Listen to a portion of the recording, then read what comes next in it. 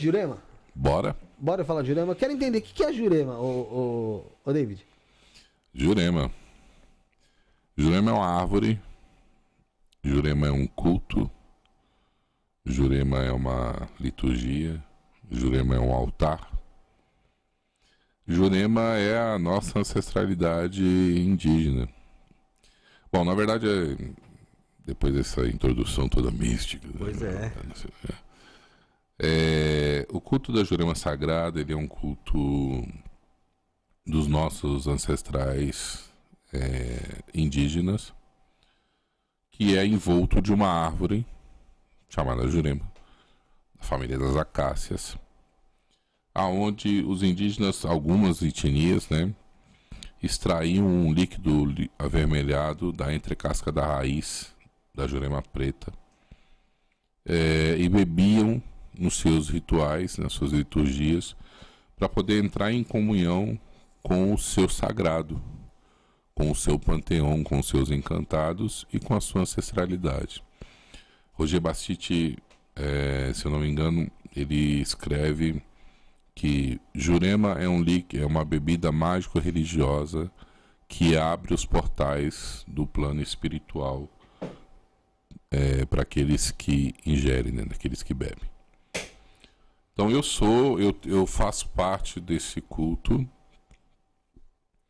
Eu me iniciei com Mestre Adéia Filha d'Água há 17 anos, quase. 17 anos. Aqui em São Paulo. E depois, há 5, vai fazer 6 anos o ano que vem, que eu fiz o tombo nas mãos de Paulo de Alcântara, já com a Jurema do Nordeste, né, com a raiz do Recife.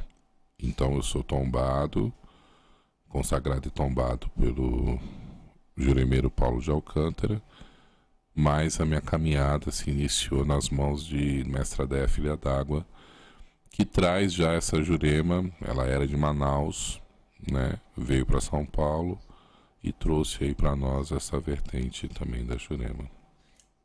Vai, pergunta. Ô David, eu quero saber como é que foi a sua experiência com a consagração da bebida da Jurema, dessa ligação com o sagrado que você teve ali através da bebida.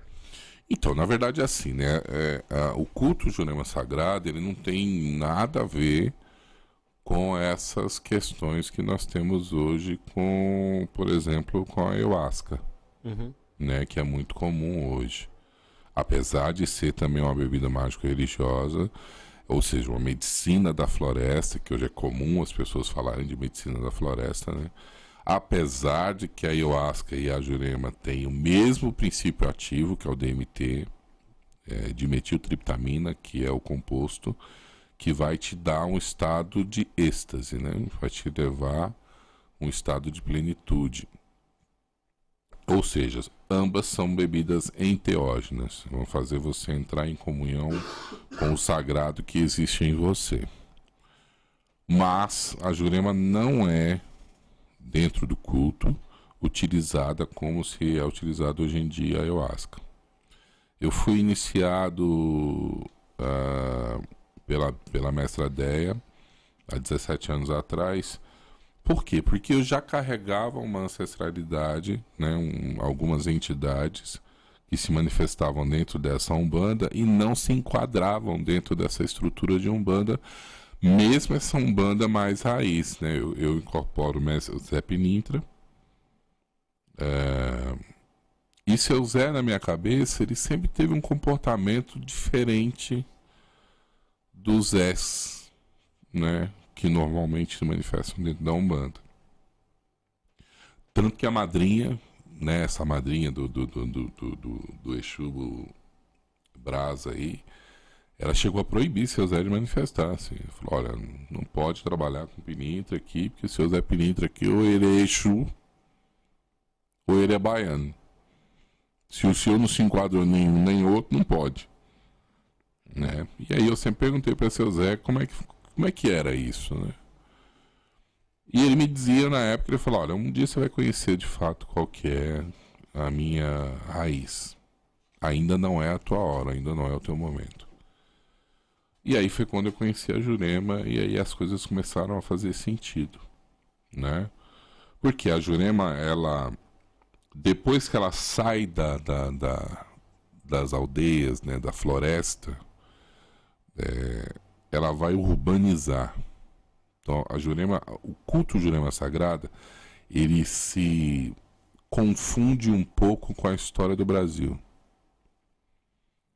Porque os indígenas, logo quando chega a colonização, que é a invasão, literalmente, e esses povos são exterminados, é interessante falar isso, que é um extermínio, um massacre, né, desses povos. Na época do Brasil, Império ainda, começaram a assentar algumas etnias, algumas tribos, né?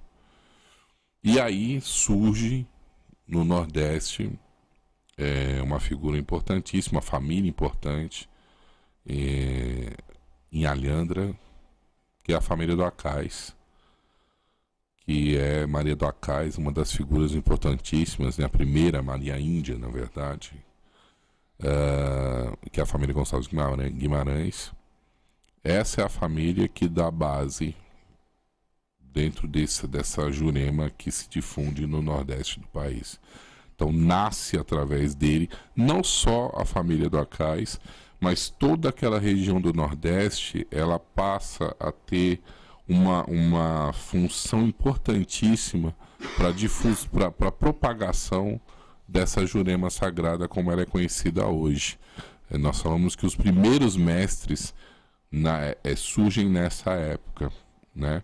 Como Maria Índia, como Manuel Maior, Manuel Cadete e o próprio Pilintra Velho, que é o José de Aguiar, a família Aguiar, onde seu Zé fazia parte dela. Então a minha juremação, a minha consagração, olha, eu diria que foi um resgate, e talvez eu tenha muito desse olhar ancestral por causa da Jurema. A Jurema, ela me acrescenta muito mais ainda, assim. Ela veio completar essa visão que a Umbanda já me trazia, né? Porque você cultua o seu ancestral da terra. Olha o que nós falamos agora há pouco. Eu tô falando de Pilintra Velho numa época de 1818, 19, quando esse homem pisou em terra, quando ele estava encarnado. Ele conta a história dele pra você? Ele trouxe sim a história dele. E aí, assim, a Jurema, ela não vai ter essa estrutura de falange como a Umbanda traz. Uhum. Ela vai trazer a estrutura da alcunha, né? Então você tem o Pilintra Velho, você vai ter os irmãos de Pilintra, Antônio Pilintra, né? Que é a figura que todo mundo acha que seu Zé, ele não era filho único. O primeiro Zé Pilintra não era filho único. Então ele tinha os seus irmãos que ele pode manifestar trazendo a figura de Zé Pilintra, mas na verdade a alcunha deles era Antônio Pilintra, por exemplo. O José Gomes, que já era o afilhado do Pilintra. Então todos eles tiveram ligação direta com esse primeiro Pilintra, esse Pilintra Aguiar. Então você tem essa estrutura ancestral, né? E não de afinidade energética, por exemplo.